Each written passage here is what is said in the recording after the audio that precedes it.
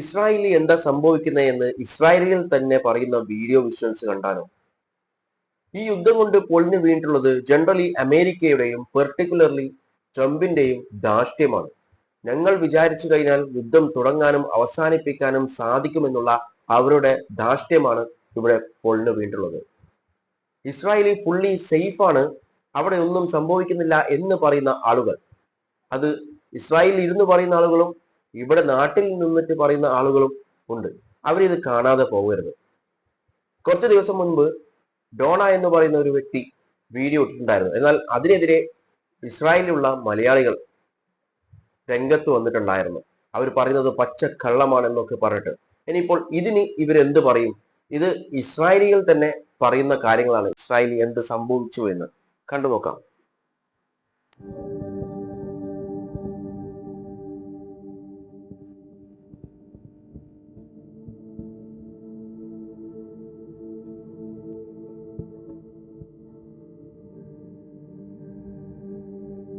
There was an alarm, and me and the whole family went down with our neighbors to the bomb shelter. I have two girls, little girls, and we sat down there for a few minutes, and then there was a big explosion, and I knew that it was here. It was horrible. That I didn't have the time to go to the shelter. I was at home, and I felt that something awful will come, just the feeling. And I tried to pick up my son. He was very sleepy, so I couldn't take him with me, and I just tried to hold him and to cover him. And I was terrified of the bomb. I was shocked. I couldn't speak, I couldn't talk, I was white.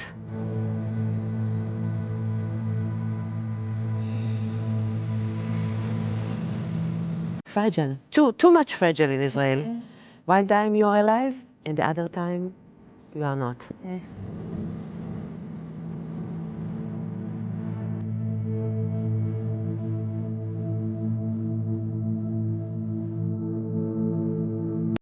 ഇത് ഇന്നലെ ഇസ്രായേലിൽ ഒരു സ്ഥലത്ത് മാത്രം ബോംബിട്ട കാര്യമാണ് അവർ പറയുന്നത്.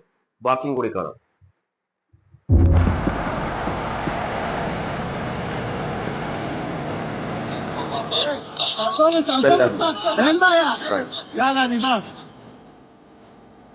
Yashir. Thank you. Upper Giri.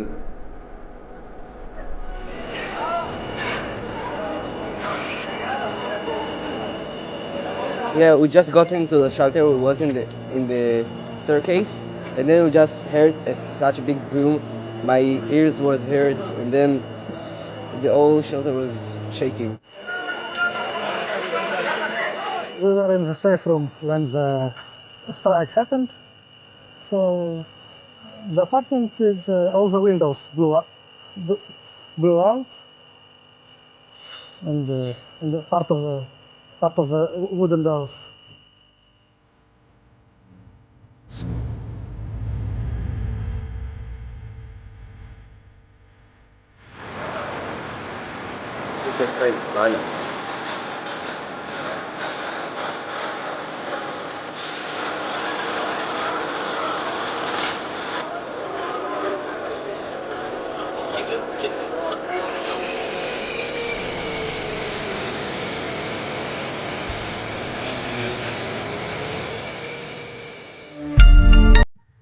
കണ്ടില്ലേ? ഇതാണ് അവിടെയുള്ള ആളുകൾ പറയുന്നത്. ഇസ്രായേലികൾ പറയുന്ന കാര്യങ്ങളാണ് നിങ്ങൾ ഇപ്പോൾ കേട്ടിട്ടുള്ളത്. ഒരുപക്ഷെ മരണത്തെക്കാൾ ഏറ്റവും വലിയ രണ്ട് പ്രശ്നങ്ങളാണ് യുദ്ധം കാരണം ഉണ്ടാവാൻ പോകുന്നത്, അല്ലെങ്കിൽ ഉണ്ടാവുന്നത്. അതിൽ രണ്ടാമത്തെ കാര്യം എന്ന് പറയുന്നത് എക്കണോമിക് പരമായിട്ടുള്ള കാര്യങ്ങളാണ്. അത് യുദ്ധം ഇല്ലാത്ത സ്ഥലത്ത് നമുക്കറിയാം, നമ്മളടക്കം ഇപ്പോൾ അനുഭവിച്ചു കൊണ്ടിരിക്കുന്നുണ്ട് ഈ യുദ്ധത്തിന്റെ ആഫ്റ്റർ എഫക്ട്. എക്കണോമിക് പരമായിട്ടുള്ള കാര്യങ്ങൾ, നമ്മൾ എനർജി പരമായിട്ടുള്ള കാര്യങ്ങളൊക്കെ നമ്മൾ ഇവിടെ ഫേസ് ചെയ്യുന്നുണ്ട്.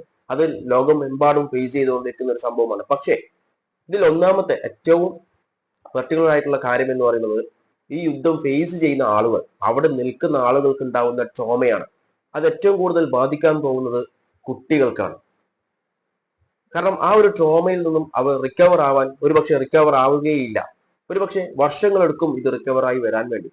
അതൊക്കെ അവരുടെ മെന്റൽ സ്റ്റെബിലിറ്റിയൊക്കെ ബാധിക്കുന്ന കാര്യങ്ങളാണ്. ഈ കണ്ട വിഷ്വൽസ് ഒക്കെ ഇന്നലെ നടന്ന സംഭവത്തിന്റെ വിഷ്വൽസ് ആണ്. നമുക്കറിയാം, സ്ട്രീറ്റ് ഓഫ് ഹോർമൂസ് തുറക്കാൻ വേണ്ടി അമേരിക്ക മറ്റു രാജ്യങ്ങളുടെ സഹായം തേടിയിട്ടുണ്ടായിരുന്നു. എന്നാൽ ഒരു രാജ്യം മാത്രം സഹായിക്കാമെന്ന് പറയുകയും എന്നാൽ ഇറാൻ 4000 കിലോമീറ്റർ ദൂരമുള്ള അവരുടെ ബേസിന് അറ്റാക്ക് ചെയ്യുകയും ചെയ്തു. അതിനുശേഷം US പ്രസിഡന്റ് ഡൊണാൾഡ് ട്രംപ് പറഞ്ഞിട്ടുള്ളത് 48 മണിക്കൂറിനുള്ളിൽ സ്ട്രീറ്റ് ഓഫ് ഹോർമൂസിലൂടെ ഷിപ്പുകൾ പോയി തുടങ്ങും, അത് ഞങ്ങൾ തുറക്കുമെന്നാണ് അവർ പറഞ്ഞിട്ടുണ്ടായിരുന്നത്. എന്നാൽ ആ 48 മണിക്കൂർ അവസാനിക്കാൻ പോകുമ്പോഴാണ് ട്രംപ് വേറൊരു അനൗൺസ്മെന്റ് നടത്തിയിട്ടുള്ളത്. 5 ദിവസത്തേക്ക് സീസ് ഫയർ പ്രഖ്യാപിച്ചിട്ടുണ്ട്. കാരണം ഒരു ഡീലിൽ ഏകദേശം എത്തിയിട്ടുണ്ട്. 5 ദിവസത്തിനുള്ളിൽ ആ ഒരു ഡീല്, ഒരു പീസ്ഫുൾ ആയിട്ടുള്ള ഒരു നെഗോസിയേഷനിലൂടെ പീസ്ഫുൾ ആയിട്ടുള്ള ഒരു എൻഡ് ഈ വാറിന് സംഭവിക്കുമെന്നാണ് ഡൊണാൾഡ് ട്രംപ് പറഞ്ഞിട്ടുള്ളത്. എന്നാൽ അത് കഴിഞ്ഞ്, ആ അനൗൺസ്മെന്റ് കഴിഞ്ഞ് 1 മണിക്കൂറിനുള്ളിൽ തന്നെ ഇറാനും ഇസ്രായേലും പരസ്പരം അറ്റാക്ക് ചെയ്തിട്ടുണ്ട്.